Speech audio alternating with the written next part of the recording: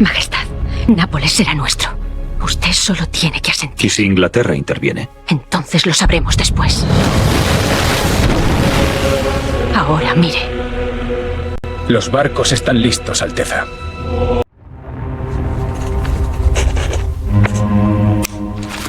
Los ministros dudan. Tú decides si España se alza o se hunde. Lo sé.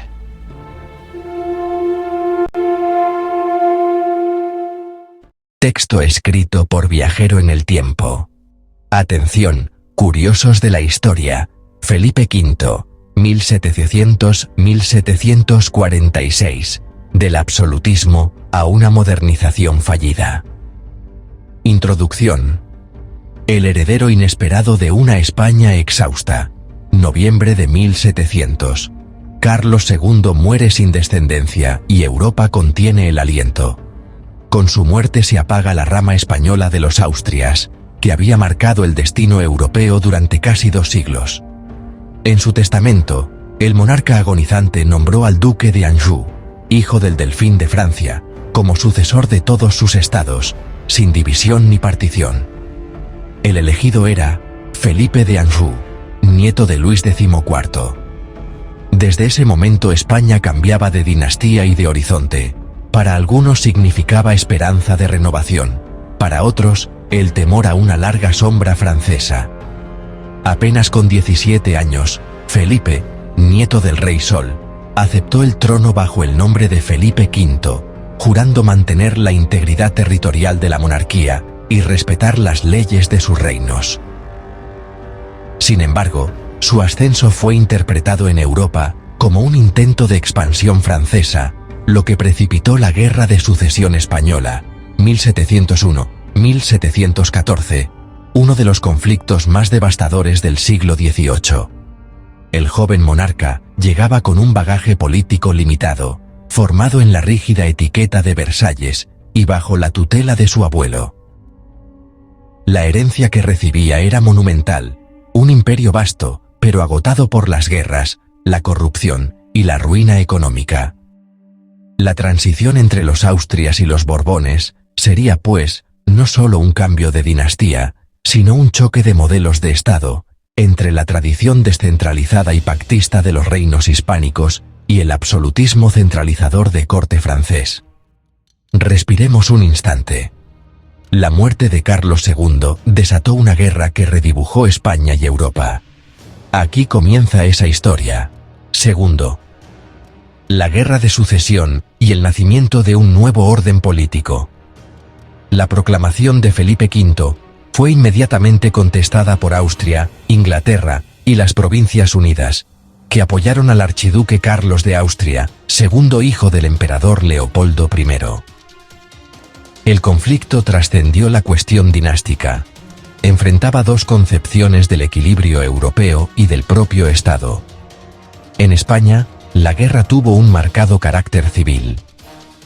Mientras Castilla y la mayor parte de Andalucía, Navarra y el País Vasco apoyaron al nuevo monarca Borbón, Cataluña, Aragón y Valencia se alinearon con el archiduque Carlos, fieles a la tradición foral y recelosos de la centralización borbónica. Las campañas militares fueron largas y crueles. La victoria borbónica en Almansa, 1707, dirigida por el duque de Berwick, consolidó la posición de Felipe en la península, aunque no puso fin a la resistencia. La guerra culminó con el sitio de Barcelona, 1714, cuyo asedio y caída el 11 de septiembre sellaron el destino de la España plural de los Austrias. A partir de entonces, la monarquía borbónica emprendió una profunda reestructuración política. El Tratado de Utrecht, 1713, reconoció a Felipe V, pero a un alto precio. España cedió a Austria los Países Bajos españoles, Nápoles y Milán, además de Cerdeña. Sicilia pasó a la Casa de Saboya. A Inglaterra entregó Gibraltar y Menorca, y concedió el asiento de negros y el navío de permiso para comerciar en América. Francia devolvió plazas en Flandes y aceptó la renuncia recíproca de derechos dinásticos entre borbones españoles y franceses. Fue menos una purga que una amputación.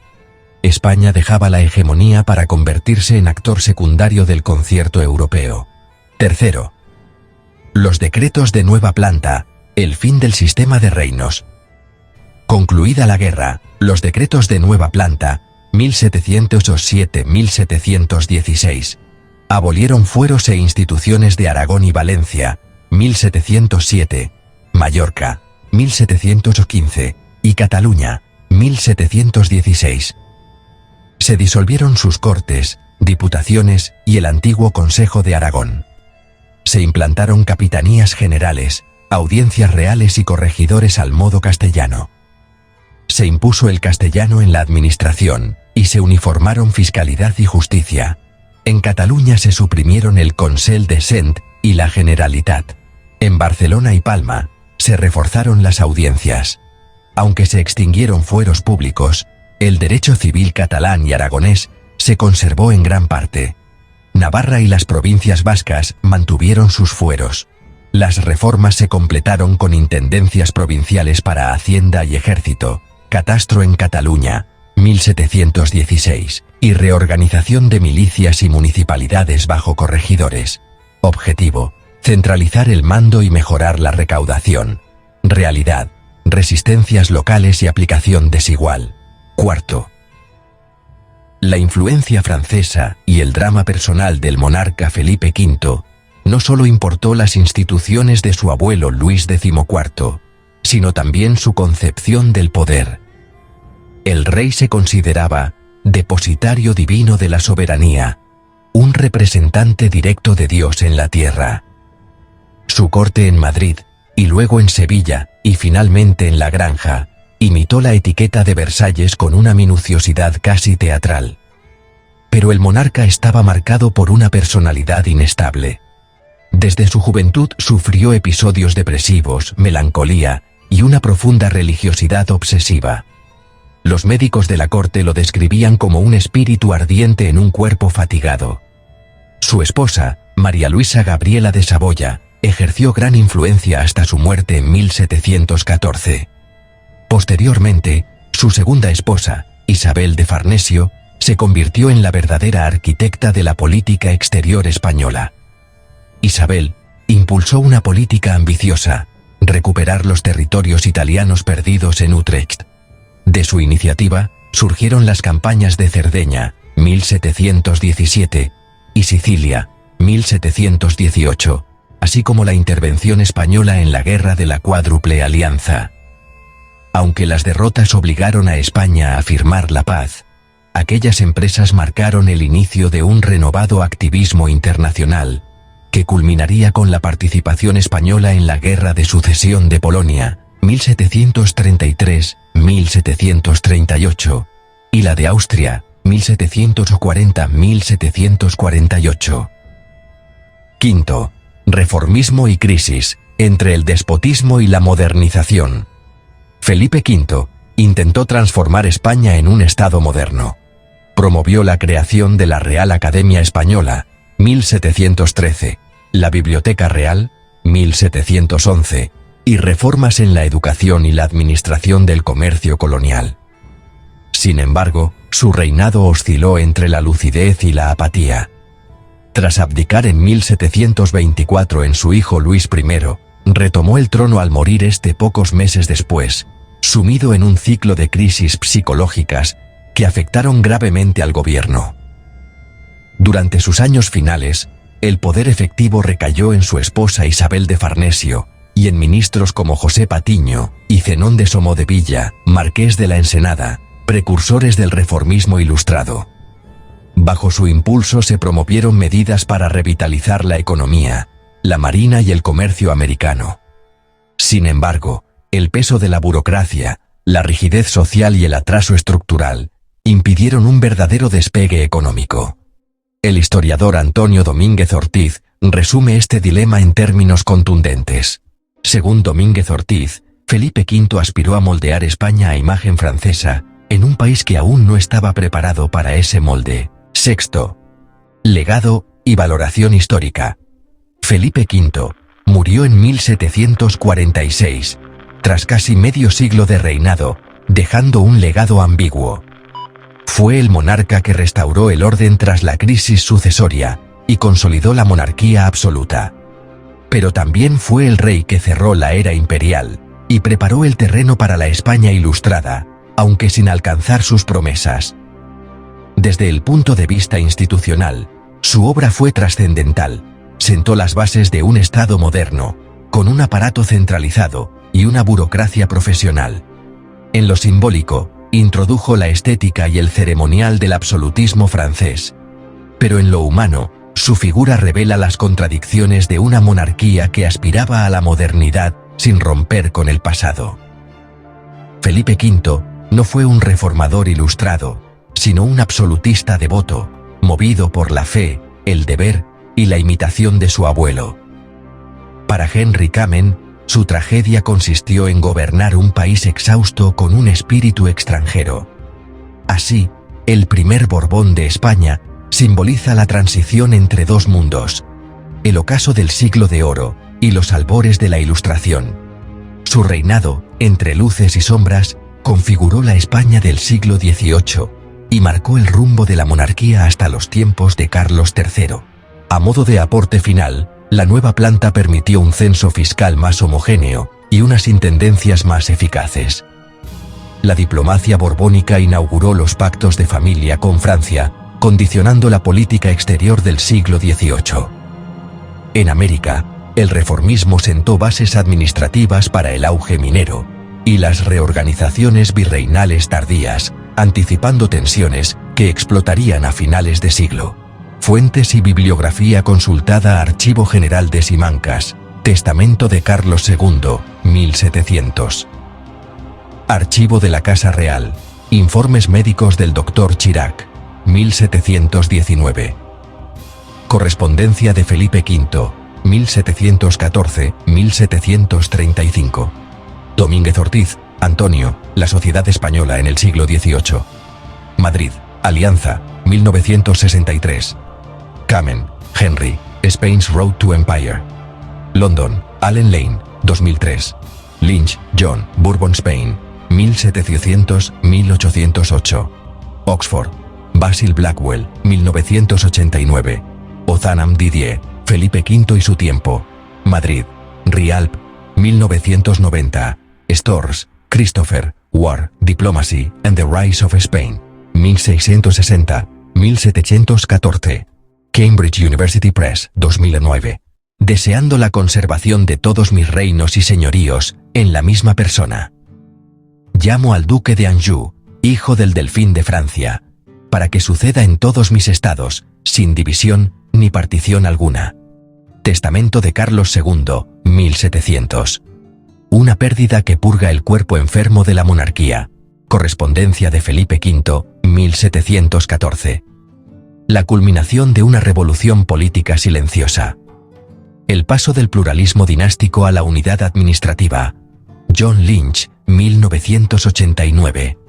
Un espíritu ardiente en un cuerpo fatigado. Informe del Dr. Chirac, 1719. Felipe V quiso hacer de España una nueva Francia. Pero el país no estaba preparado ni material ni mentalmente para soportar aquel molde.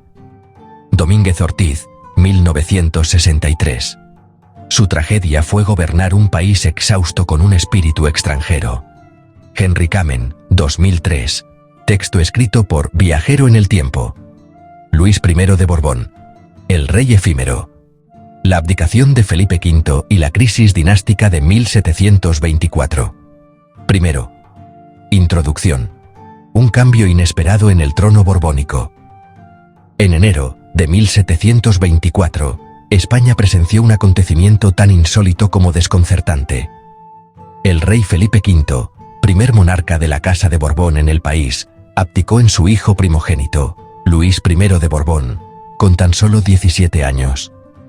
Aquel traspaso de poder, que duró escasos 7 meses, ha sido considerado por los historiadores como un episodio singular, cargado de implicaciones políticas, psicológicas y simbólicas.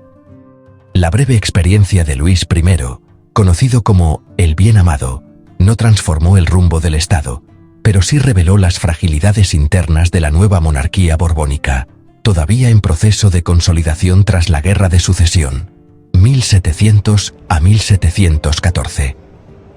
Este ensayo examina las razones de la abdicación de Felipe V, el perfil y actuación de Luis I como rey, las tensiones cortesanas que marcaron su efímero reinado y las consecuencias de su prematura muerte. Segundo, contexto, la fatiga del primer Borbón. Tras 2 décadas de reinado, Felipe V, nieto de Luis XIV de Francia, se hallaba exhausto. Desde 1700 había soportado la guerra europea más devastadora de la centuria, la Guerra de Sucesión Española, que lo enfrentó a media Europa y desangró el país. La victoria borbónica en 1714 le aseguró la corona, pero a un precio altísimo: pérdida de territorios europeos, crisis económica y un aparato administrativo aún inestable. A todo ello se sumaba un aspecto decisivo: el desequilibrio mental del monarca. Las fuentes contemporáneas, como las Memoirs del Duque de Saint-Simon o las cartas de embajadores franceses, coinciden en que Felipe padecía depresiones profundas, escrúpulos religiosos extremos y un miedo obsesivo a la muerte. El rey alternaba episodios de fervor místico con largos periodos de inactividad, incapaz de gobernar. El padre Rábago y la reina Isabel de Farnesio, su segunda esposa, intentaban sostener el poder mientras el monarca se hundía en crisis de melancolía y cansancio físico. En ese contexto de abatimiento, Felipe V comenzó a considerar la posibilidad de retirarse del trono y delegar el poder en su hijo mayor, Luis, príncipe de Asturias. Tercero, la abdicación de 1724.